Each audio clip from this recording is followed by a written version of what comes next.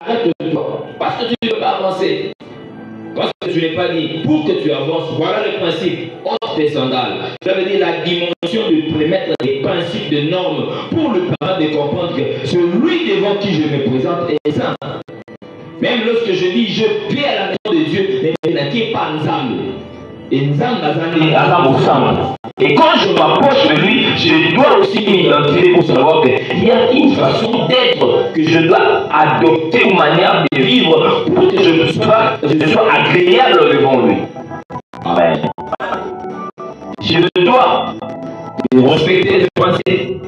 C'est pourquoi je vais parler de la pensée quand je parlais de la sainteté. J'ai dit, déjà dans la dimension de la sainteté, quand on parle de la sainteté, ça nous amène dans le contexte d'être mis à part, réservé exclusivement pour Dieu, et c'est le saint de la marché au mouvement et réservé pour lui et lui seul, pour faire son œuvre, pour faire son travail. La première dimension. La deuxième, je parlais sur la transformation morale. Cela veut dire abandonner les anciennes passions et péchés qui caractérisaient votre vie passée dans l'ignorance. La peau saignant soit calée, la mère au tasabo moulin à calalo, vous avez la osant à boïbi, au tsundo liango. Parce que tu vis une transformation totale, une transformation morale. Et puis tu atteins la troisième dimension qui est l'imitation à Dieu. C'est ce qu'on a au Canada. Je veux marcher maintenant pour me ressembler à Christ, pour me ressembler à sa parole, pour vivre selon sa volonté. Aligner ma conduite sur les caractères de Christ. J'aligne ma conduite sur les caractères de Christ. Amen. Et chacun de nous devra comprendre que Zam de la vie soit Zam au centre. Amen. Zam à Zam au centre. Même quand on parle du respect du sacré, il faut que chaque personne mette dans son esprit cette pensée que Dieu est saint. Dieu est saint. Et lorsque tu mets dans ton esprit cette pensée selon laquelle Dieu est saint, même ta conduite sera aussi influencée par cette pensée profonde qui va demeurer en toi. En voulant faire quelque chose, en voulant dire quelque chose, en adoptant une attitude, en adoptant un caractère, tu vas te référer à ce que ton être est. Il est saint. C'est-à-dire, si je dois adopter un comportement, si je dois vivre d'une certaine manière, il faut que ça soit conforme à ce que lui est. Amen. Et le respect du sacré est même dans cette dimension-là. Notre Dieu est saint et s'attend même que nous puissions l'imiter. Il s'attend à ce que nous puissions l'imiter en respectant tout ce qu'il a passé comme exigence au principe sur lui-même de moralité et en adoptant une attitude de compassion et de justice. Nous adoptons cette attitude de compassion et de justice parce que nous voulons nous ressembler à lui. Il a établi des principes pour selon sa parole. Amen. On dit quelqu'un, on dit à Dieu être saint. Pour nous, c'est-à-dire être totalement dévoué et consacré à Dieu. Amen. On dit je suis saint, c'est-à-dire je suis totalement consacré et dévoué à Dieu. C'est une expression que les gens n'aiment pas aujourd'hui. Quand tu dis, vous avez quelqu'un dans ta scène, tu verras, les gens vont relever maintenant tes défauts. Ils vont commencer à dire, mais tu avais dit ça, non? Tu avais fait ça, non? Tu t'étais comporté comme ça. Eux pensent que c'est cette manière-là de définir qui définit la sainteté quand Dieu parle de la sainteté. On dit, c'est être totalement dévoué. Parce que quand on parle de dévouer, la dévotion, on voit cette expression intérieure, cette volonté intérieure qui te rapproche de Dieu à travers l'œuvre de Christ. C'est Christ qui nous fait adopter à Dieu par rapport à cette identité de sainteté. Ce n'est pas l'homme qui décide par lui-même. Parce que les efforts de l'homme ne pourront jamais donner la sainteté. Amen. Et pour tous ceux qui font semblant, ils vont toujours faire semblant de donner l'apparence. Mais pour l'être, il faut adopter, être en Christ, et Christ te donne cette identité-là. Amen. Être totalement dévoué et consacré à Dieu, mis à part pour son service, séparé du péché et de son influence. Amen. En toi, il n'y a plus ces sentiments intérieurs qui te rappellent que toi, tu dépends de Jésus. C'est pourquoi je dis à quelqu'un ce matin, laisse que le Saint-Esprit puisse rendre témoignage en ton esprit ce matin. Et toi, tu es un enfant de Dieu. Partout où tu vas partir, tu vas passer tout ce que tu seras appelé à faire dans un environnement quelconque. Zamba rappellera que Yosa et Yesu. Amen. Yosa et Yesu. bato bakoloba bato bakosala mais tant yo lingo meka parce que yo keba yo za bango te. C'est pourquoi bato ebele bakoma na difficulté baninga nyonso baosalisi mpona nini kasongai parce que yo za bango te. Tu as adopté une autre identité et cette identité-là t'impose aussi une vie et une marche différente d'eux. Amen.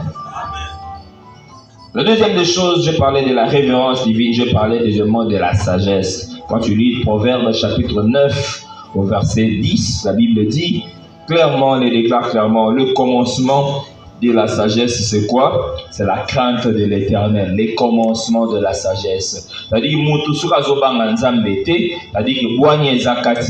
pour qu'une personne commence à parler de la sagesse, le commencement de la sagesse, c'est la crainte de Dieu, la crainte de l'Éternel et les commencements de la sagesse.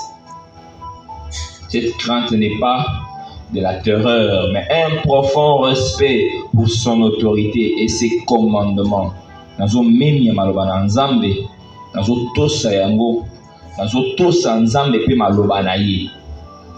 crainte de l'Éternel, parce que quand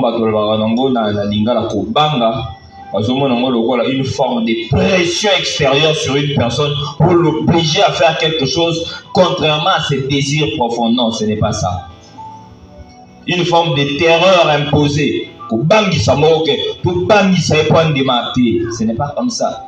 Du reste, Malobananzambe, ça ne vient pas dans la dimension de se faire imposer dans la vie d'une personne. Il faut caca. Même lorsque la Bible dit montre à l'enfant le voie du Seigneur lorsqu'il est encore enfant. Parce que lorsqu'il va grandir, il ne va pas s'en détourner. Tu ne vas pas venir avec le fouet, c'est pas frapper. L'enfant risque d'accepter sans amour. Mais lorsque tu présentes avec amour, l'enfant saisira la parole que tu lui présentes avec l'amour. Et c'est cet amour-là qui va les connecter à cette parole. Il saura que mon papa, ma maman m'aiment beaucoup. C'est pourquoi il a voulu que je connaisse ces choses. Même lorsqu'il grandit, il attache ces choses à l'amour de son père et non à la discipline de la maison. Amen. Et lorsqu'il s'est attaché à la connaissance qu'il a reçue de ses parents, à l'amour que son père avait pour sa vie, il ne va pas s'en détourner.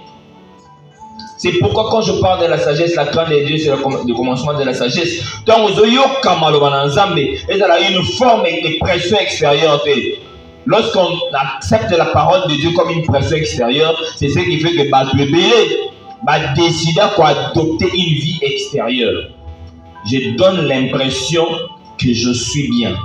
Je suis calme, je suis sérieux, je suis respectueux des principes. Mais or, intérieurement, ça brûle en moi les désirs de faire comme les autres ou je le fais en dehors du milieu. Pour que les gens ne puissent pas me voir, et ceux qui sont autour de toi peuvent dire ah, Azara calme, mais ce n'est pas ce que je vis à Mwanda. À Mwanda, je suis une autre personne. Ce n'est pas ce que je suis par exemple à Matadi. Ceux qui sont avec moi à Matadi connaissent une autre personne. C'est ça le problème. Quand on parle de la crainte de Dieu qui est le commencement de la sagesse, ça veut seulement nous rapprocher de Christ pour dire, quelles que soient les réalités autour de ta vie, quelles que soient les circonstances, je considère la parole de Dieu comme source de mon salut et fondement de ma foi. Et j'accepte cette parole et je vis en fonction de cette parole. Amen. Amen. Amen. La crainte de Dieu est le commencement de la sagesse. Donc dans cette première dimension, je parle du sacré comme la crainte de Dieu, la sainteté. Nous comprenons que ça entre dans la dimension de la révérence à Dieu et ça entre dans la dimension aussi de la crainte de sa parole pour avoir la sagesse. Amen. La deuxième des choses, quand je parle de la crainte du sacré, le respect du sacré, dans sa deuxième dimension, c'est aussi dans la dimension du respect de sa parole et des lieux de culte. Respecter la parole de Dieu. Le respect de la parole et des lieux de culte. Le respect de la parole et des lieux de culte. Quand je parle du respect de la parole de Dieu, je dois dire à quelqu'un ce matin que les Écritures, la parole de Dieu que nous lisons, doivent être considérées comme étant sacrées. Amen. Chacun de nous doit respecter, doit les traiter d'abord la parole que nous écoutons, la parole que nous lisons, la parole que nous méditons, tout le monde se doit de les traiter avec respect. Quand je parle de traiter la parole de Dieu avec respect, parce qu'au moment où tout le monde peut se permettre de se servir de la parole de Dieu pour ses fins personnelles. Amen. C'est pourquoi j'avais dit hier, je bénis d'abord le Seigneur pour cette grâce qu'il nous a faite de nous accorder cette émission à la radio Maki FM que nous serons appelés à suivre chaque samedi à partir de 18h15 jusqu'à 19h45 où nous parlerons du Seigneur Jésus et nous parlerons de notre Église pour sensibiliser les Beaumatraciens. La parole de Dieu. Quand on parle de la parole de Dieu, c'est-à-dire la sémence que Dieu a déposée dans son oint ou dans son serviteur afin de transmettre à ses enfants pour combler les désirs de leur cœur dans une saison donnée. Amen. Cette parole qui est transmise doit être traitée avec respect. Quand je parle de traiter la parole de Dieu avec respect, cela implique des choses. 1. D'étudier cette parole avec zèle, méditer cette parole et le mettre en pratique. Et n'est pas de banaliser. Quand je dis je traite la parole de Dieu avec respect, ça implique le fait de les étudier avec zèle pour que je comprenne qu'il s'agit de quoi. Il s'agit de quelle réalité. Il s'agit de quelle situation. Amen. Aujourd'hui, tout enfant de Dieu, j'ouvre cette parenthèse pour vous dire à quelqu'un, tout enfant de Dieu se doit de connaître, nous sommes à quelle heure sur la montre de Dieu. Le temps prophétique de l'église d'aujourd'hui. Parce que si tu n'es pas en mesure aujourd'hui de connaître le temps prophétique de l'église aujourd'hui, tu ne seras pas en mesure de comprendre ce que le Seigneur attend de toi. C'est pourquoi si quelqu'un doit prêcher la parole de Dieu dans cette génération, la personne doit situer l'église, les enfants de Dieu, sur ce que le Seigneur Jésus attend d'eux pendant cette période. Tu ne vas pas vivre comme un juif Israël, tu ne vas pas vivre comme une personne de l'Ancien Testament, mais tu dois comprendre que la parole qu'on me prêche aujourd'hui doit me situer pour que je comprenne où est-ce que je dois me situer, comment est-ce que je dois me comporter. Quand nous sommes au temps du soir, ça veut dire quoi? Et si nous sommes au temps du soir, quelle est l'attitude que moi, en tant qu'enfant de Dieu, je suis appelé à adopter pour que je ne perde pas ce qui est plus précieux pour moi, qui est l'enlèvement? C'est pourquoi plusieurs même ne parlent même pas de l'enlèvement. Je suis venu dire à quelqu'un ce matin, ce qui est plus important, ce n'est pas que l'on voie le nombre de véhicules que tu as achetés pour définir la qualité de ton ministère. Ça n'a rien à voir. Ça n'a rien à voir. Le problème, c'est que tu peux donner bonne impression, mais est-ce que toi-même, tu as l'assurance que toi, tu vas rencontrer Christ? La parole de Dieu, je les traite avec sérieux parce que ça me rappelle que je suis qui, je vis comment et quelle est l'espérance à laquelle je suis attaché. Je ne fais pas parce que je dois être dans un environnement quelconque spirituel. Mais je dois comprendre qu'un jour, je rencontrerai Christ. Je vais rencontrer Christ. Un jour, j'irai au ciel. Mais tu iras au ciel avec quel comportement? Il a établi des principes. Quand on parle du respect du sacré, on t'explique que le Dieu là est saint. Il est saint. Il te seulement à revenir à lui pour que... Amen. Amen. Ce matin, je suis venu te dire, rassure-toi de cette vérité, c'est que Jésus est en train de venir. Il est en train de venir. Le message que tu dois recevoir aujourd'hui, c'est celui qui doit te rappeler à tout moment qu'il revient et tu dois adopter un comportement et une attitude qui doit te rappeler à tout moment que quand il reviendra, est-ce que moi je serai enlevé? Parce qu'il n'y a pas que le rendez-vous avec l'enlèvement. Il y a aussi un rendez-vous avec la mort. Chacun de nous un jour partira. Et lorsque tu vas, où est-ce que tu passeras ton éternité?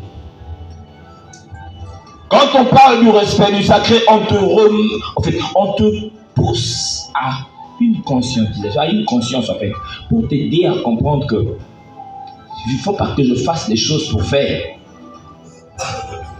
Ça ne sert à rien de vouloir plaire à ceux qui sont autour de nous. C'est ça la loi de l'apparence aujourd'hui.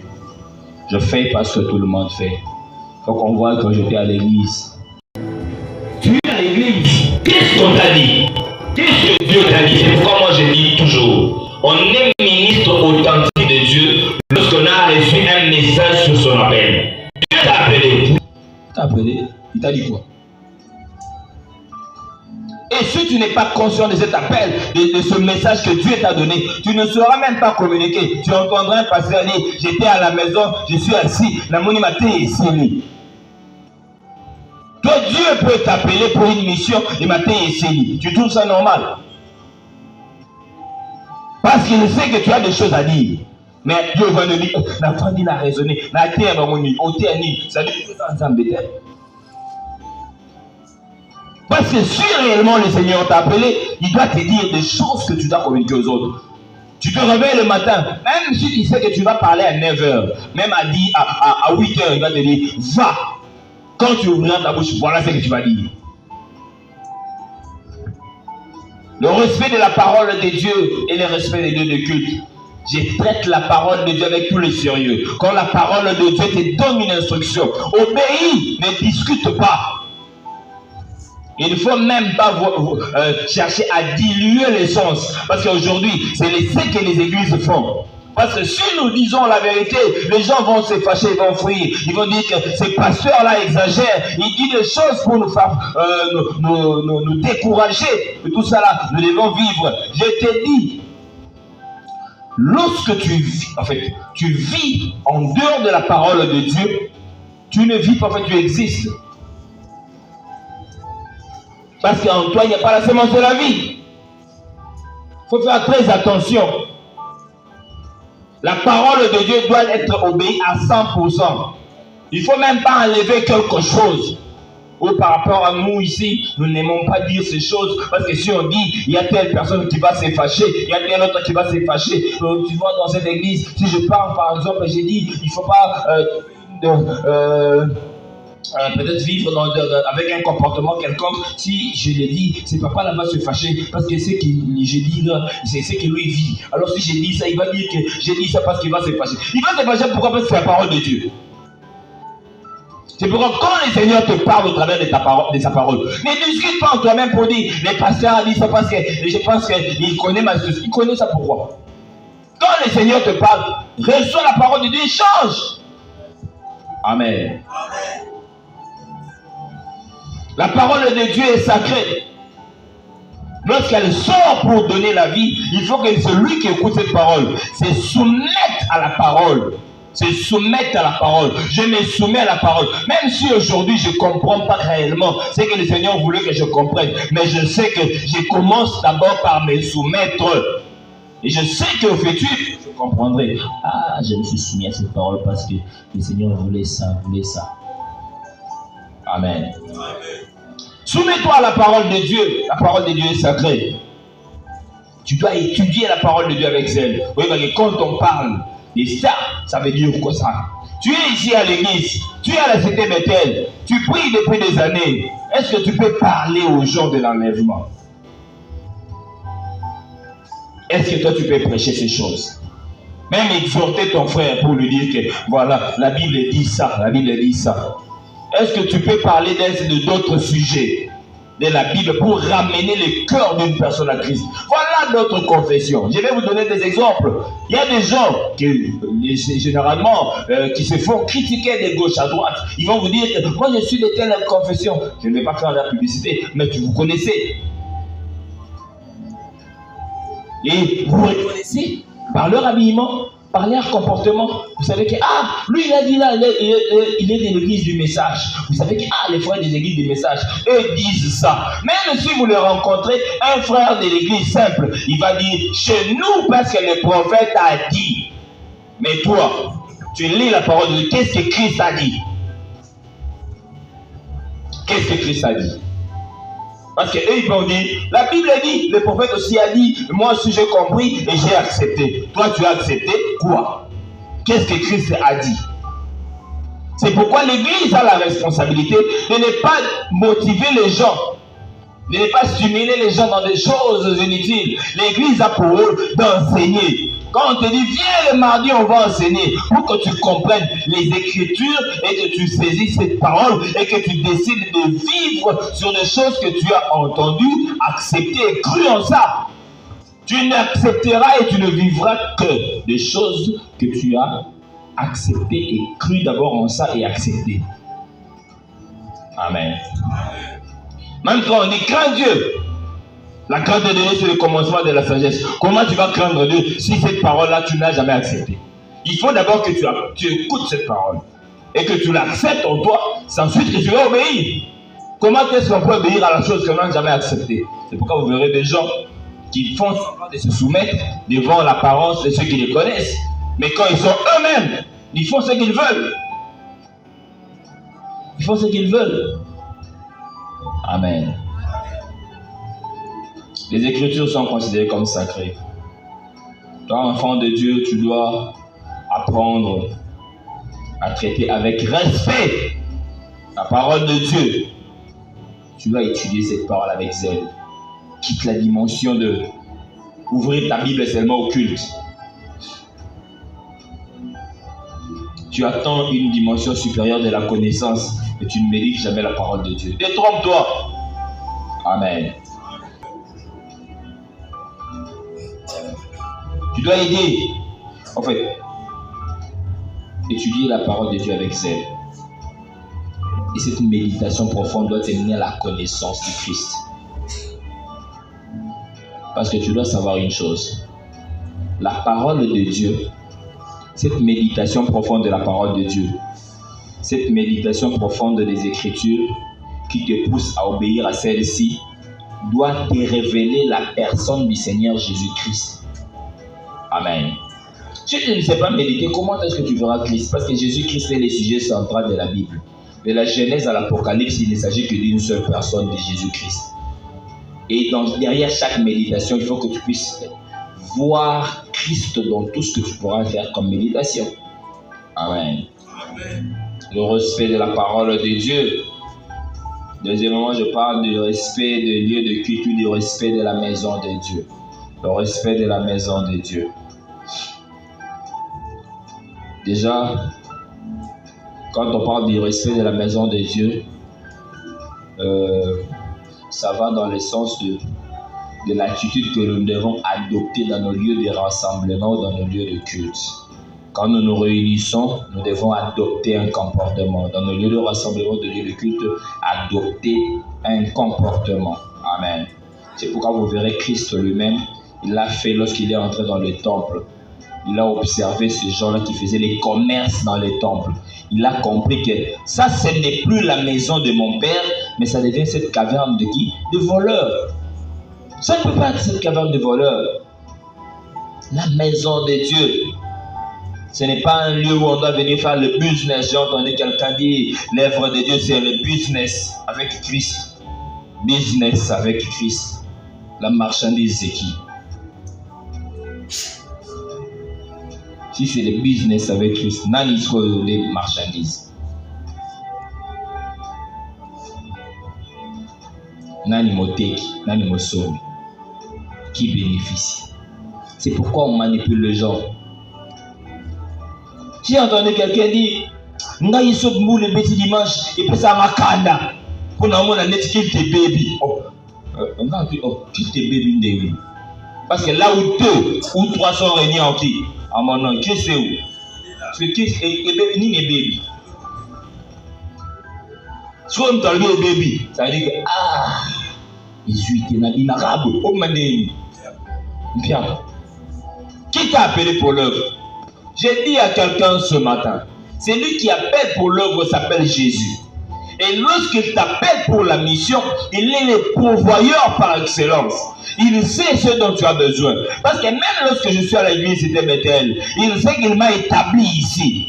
Je suis là. Il sait que moi je suis là. Il sait ce dont j'ai besoin, il le sait. Et s'il sait que si les personnes qui sont ici ne me donnent pas ce qu'ils doivent me donner de droit par rapport à ce que je suis appelé à faire, il sait que moi, je ne manquerai pas. Parce qu'il va ouvrir une porte à gauche ou à droite, il va me donner. Et je serai toujours bien. Mais mon problème, ce n'est pas de regarder les têtes des gens. Pourquoi toi tu as? Je n'ai pas ce temps-là. Moi, je vais lui dire, toi tu m'as demandé de faire quoi? De parler, de faire ta volonté. Je prêche et je dis ce que toi tu m'as demandé de dire. Si la personne qui reçoit le message ne veut pas agir dans sa responsabilité, ce n'est pas mon problème, mais moi aussi je ne manquerai pas. Je vais te dire, moi je ne suis pas obligé d'en pâtir.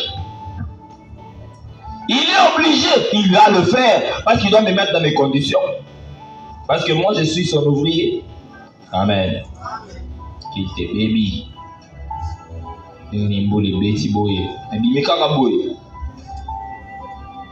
D'autres même se battent pour ça. C'est pourquoi vous verrez aujourd'hui, ceux qui préparent les messages les préparent en fonction de leur manque. Un prédicateur qui vient comme invité. Vous avez un problème,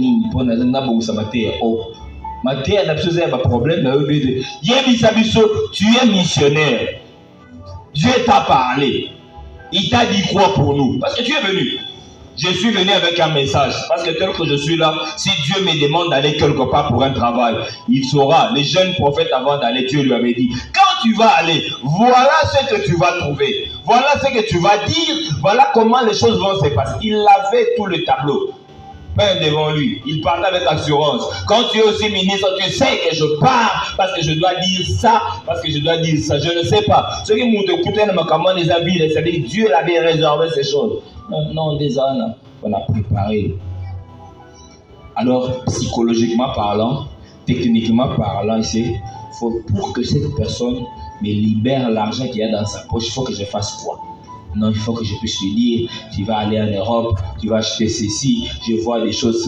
Si j'étais en train de dire ces choses, tu allais crier amen, tu allais dire des choses. Mais si je te dis, tu vois le péché là, ça va te tuer, ça va te détruire. Confesse, répands-toi, abandonne, confesse, répands-toi, abandonne, confesse, répands-toi, abandonne. Tu vas te fâcher. Ah, aujourd'hui c'est comme si on était venu parce que les gens m'avaient ciblé. C'est ça le mal. La maison des dieux est sacrée. Christ a chassé les gens dans le temple parce qu'ils ont considéré la maison de Dieu comme un lieu de leur business. L'église n'est pas un lieu de business où je me réveille un matin, je vous vends de l'eau. 4 paquets Aquafina que j'achète à Kin Marché à 500 francs. Et bien ici, je suis en train de voir la maternité s'ouvrir. Alors comme je sais que les femmes stériles généralement sont désespérées, on l'a déjà insulté dans sa famille, on l'insulte dans sa belle famille, les voisins les critiquent, les amis les critiquent. Alors elle est tellement désespérée que je lui dis, si tu achètes cette eau à $50, tu auras un enfant. Il dit, ah, j'ai fait quoi? Il veut seulement essayer, il prend $50, il donne. Et moi aussi j'ai fait quoi? Et tu sais toi-même que tu fais le business. Je suis en train de voir les choses s'ouvrir, j'achète cette eau. Et tu viens que... Et les gens vont acheter, curieusement même toi peut-être aussi. Tu me regardes, mais si tu te retrouves dans un environnement où tu as les câbles, tu as la gauche, frère, j'ai de la santé. C'est pourquoi beaucoup de gens, je papa là, maman m'a foutu à ce qu'il voit. Nous avons compris, nous avons ma caméra est aussi battée. Nous avons mis pépé ma bête, nous avons mungwa, nous avons assez mungwa. Tu as déjà le nom de Jésus, ça te suffit. Tu veux encore quoi? Ce qui te suffit, c'est le nom de Jésus. Et je le dis même si tu ne dis pas amen. Ce qui te suffit, c'est le nom de Jésus. Tu n'as pas besoin d'autre chose. Le nom de Jésus te suffit. Le nom de Jésus te suffit.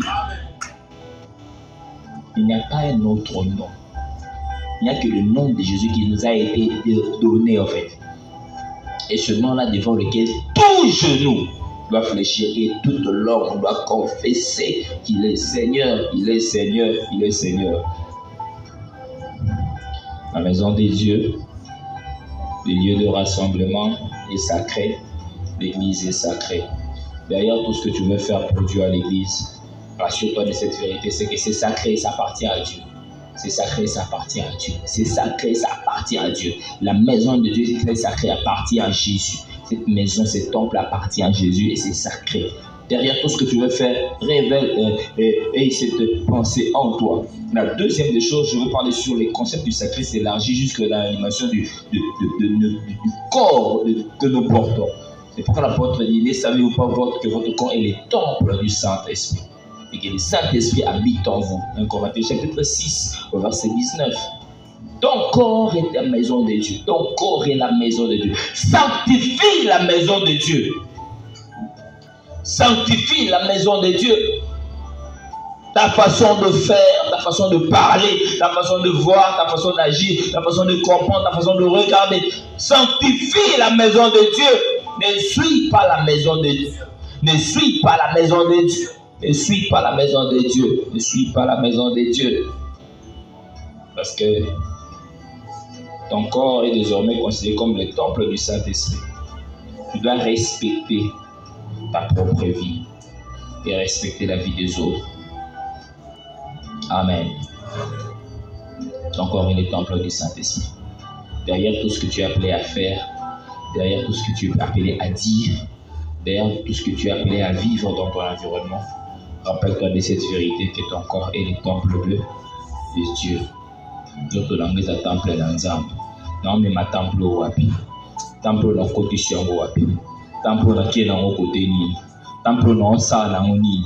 Parce que j'ai vécu avec lui. Derrière tous les désirs, derrière toutes les passions, j'amène ce corps où je suis en train de regarder quoi avec ce temple. Je suis en train d'entendre quoi avec ce temple. Je suis en train de faire quoi. Et quand l'Esprit te rappelle que ce que tu as fait est mal, reviens directement et dis Seigneur, pardonne-moi. Parce que je ne veux pas perdre cette intimité. Je ne veux pas perdre l'intimité. J'ai dit à quelqu'un ce matin, ne perds pas l'intimité avec le Saint-Esprit. Amen. Ne perds jamais l'intimité avec le Seigneur Jésus. Ne perds pas l'intimité.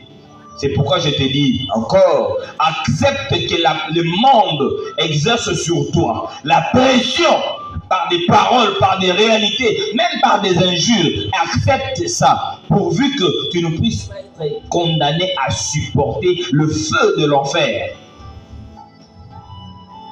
Vaut mieux que le monde entier exerce une pression sur toi, te dise des choses, t'incrimine, te condamne, te malmène. Accepte ça pour le salut, que d'accepter de cacher cette vérité pour que le monde, en fait, tu puisses être appelé à supporter le feu de l'enfer. Parce que le feu de l'enfer, c'est pour l'éternité. Amen. L'enfer ne sera jamais climatisé, quel que soit l'état de ton refus de confesser. Amen. Faisons très attention. La troisième des choses, je parlais sur le sacré qui révèle dans la première dimension la crainte de Dieu et la sainteté. Le sacré qui révèle dans la deuxième dimension le respect de la parole de Dieu et des lieux de culte. Et dans la troisième dimension, les sacrés révèlent les objets et les moments consacrés. Amen. Les sacrés s'étend aussi aux éléments liés au culte. Aux éléments liés au culte. C'est pourquoi vous verrez, lorsque vous lisez 1 Corinthiens chapitre 11, l'apôtre Paul s'est mis en garde les peuples des Dieu à cause de leur attitude qu'ils avaient adoptée pendant la Sainte Seine. Binoneni bozolia bosa makambo commission boy. Lokola ba G. Alors, le 1 Corinthiens chapitre 11, c'est pourquoi ceux qui se sont approchés de la table du Seigneur indignement. Plusieurs sont morts, plusieurs sont malades, plusieurs sont devenus infirmes.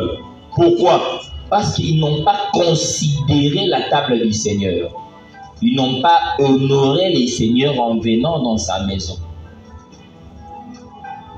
Les objets, les moments consacrés à Dieu. Tu dois savoir que l'apôtre a mis en garde. Vous approchez devant la table du Seigneur de manière indigne, à la légère. Ce qui, selon l'apôtre d'ailleurs, il l'a expliqué en disant, ça voulait simplement dire qu'ils étaient en train de mépriser les corps et les sangs de Jésus. Et quand on méprise les corps et les sangs de Jésus, on est condamné, on est frappé, on est maudit. Et quand Dieu te maudit, je l'avais dit mardi, ou le jeudi, de mardi, Quand Dieu te maudit, il n'y a pas d'issue pour toi. La seule possibilité pour quitter la malédiction qui vient de Dieu, c'est la confession et la repentance sincère. Or, quand Dieu te maudit, c'est parce que tu as touché à ce qui lui appartient. Amen. C'est pourquoi je dis à quelqu'un ce matin, ne te laisse pas maudire par Dieu. Si tu sais que ce que tu avais fait a attiré la malédiction de Dieu sur toi, le chemin est simple. Confesse et renonce à ces choses. Tu confesses, tu te répands et tu reviens à la normale. Si tu ne sais pas le faire, tu ne sauras pas échapper au châtiment que Dieu va exercer sur tous ceux qui désobéissent à sa parole. Amen. Le respect du sacré de ce matin, j'ai ajouté 3 éléments, 3 dimensions particulières pour te dire que ce respect du sacré se révèle sur la dimension de la crainte de Dieu, de la sainteté.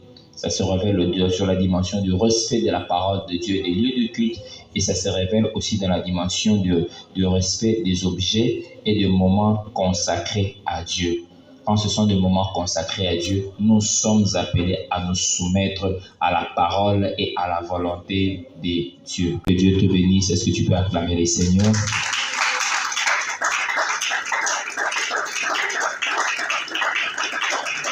Je te prie d'incliner ta tête, tu vas prier, tu vas dire merci à Jésus pour ce moment que tu viens de passer dans sa présence. Est-ce que je peux prier au nom de Jésus? Dieu lui merci pour ce que tu as reçu comme message. Comme la Bible dit, dans leur détresse, il crièrent à l'Éternel. L'Éternel renvoie sa parole et sa parole est guérir. Dieu lui merci pour cette parole. Dieu lui merci pour ce que tu as reçu comme révélation. Dieu lui merci pour ce que tu as reçu comme connaissance. Demande au Saint-Esprit de t'aider, parce que la Bible dit l'Esprit de Dieu rend témoignage à notre esprit que nous sommes enfants convaincus en ce qui concerne la justice. Tu demandes au Saint-Esprit de t'aider. Tu demandes au Saint-Esprit de te fortifier. Tu demandes au Saint-Esprit de te capaciter au nom de Jésus. Je détruis toute semence qui n'est pas de Christ, qui s'élève contre la connaissance de Christ. Je le repousse dans les endroits arides au nom de Jésus. Saint-Esprit, merci de régner.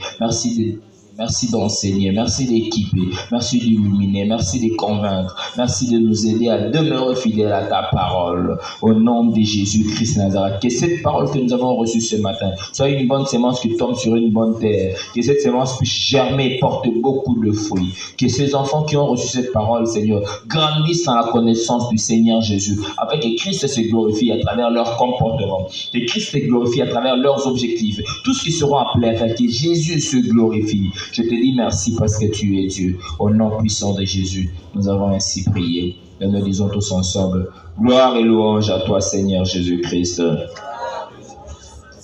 Amen. Est-ce que tu peux acclamer les Seigneurs?